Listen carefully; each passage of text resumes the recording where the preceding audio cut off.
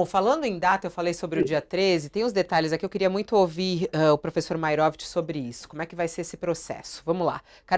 Carolina Brígido, nossa colega aqui, colunista do UOL, traz a informação de que TSE deve iniciar o julgamento de processo contra Bolsonaro no dia 13.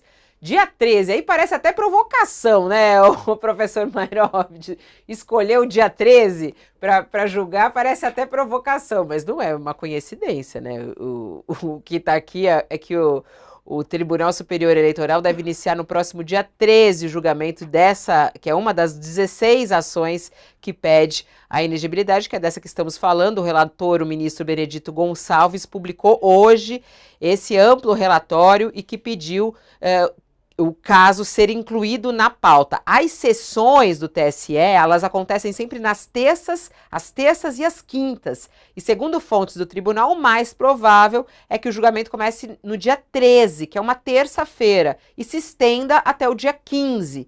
Moraes cogita convocar uma sessão extraordinária no dia 14 para que a discussão não seja interrompida e siga o julgamento. A primeira sessão do julgamento deve ser reservada para a leitura do relatório. Depois se manifestarão os advogados de defesa e o Ministério Público Eleitoral. E somente nas sessões seguintes devem ser proferidos os votos dos 7 ministros da Corte.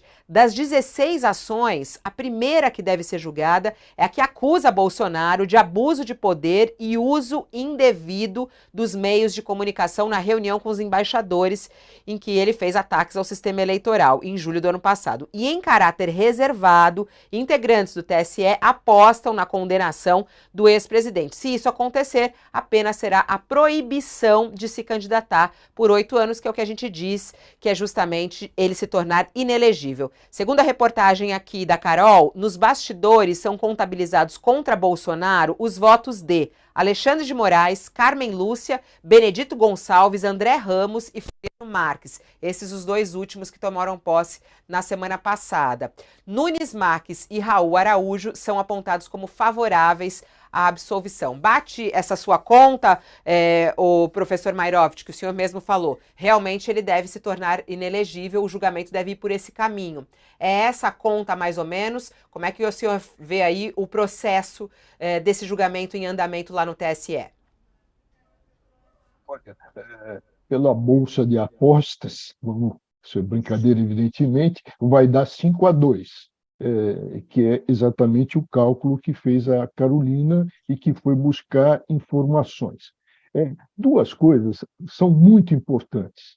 Uma até justifica aquilo que o Sakamoto falou, que é esse, aspas, desespero dos defensores técnicos do Bolsonaro. E por que isso? Porque eles já viram que, com relação ao mérito, há mais do que provado, vocês jornalistas usam a expressão prova provada. Então, tem prova provada de abuso de poder econômico, de abuso de poder político. E aí existe um desvio de finalidade. Ele usou a presidência, toda a estrutura da presidência para isso. Então, há o abuso. Agora, o Sakamoto lembrou o desespero. Por quê? Sabe por quê, Fabio?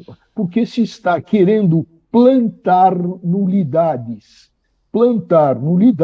para depois se chegar e bater a porta do Supremo. Dizer, olha, violou-se o devido processo legal, se fez isso, não houve a ampla defesa.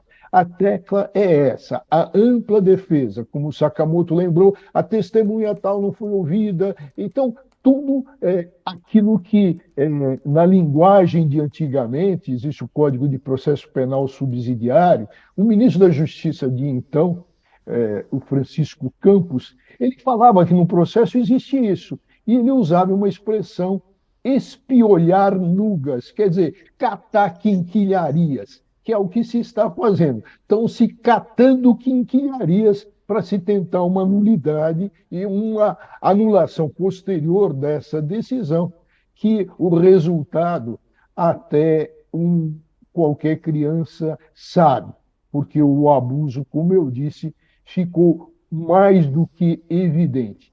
E, usando uma expressão do Sakamoto, o Bolsonaro produziu prova contra si próprio, mas isso deve-se, evidentemente, ao baixo mobiliamento da cabeça dele. Deve ter lá um banquinho, mas não tem cadeira, não tem sofá, não tem o fundamental que as pessoas têm. Produziu mesmo, Sakamoto.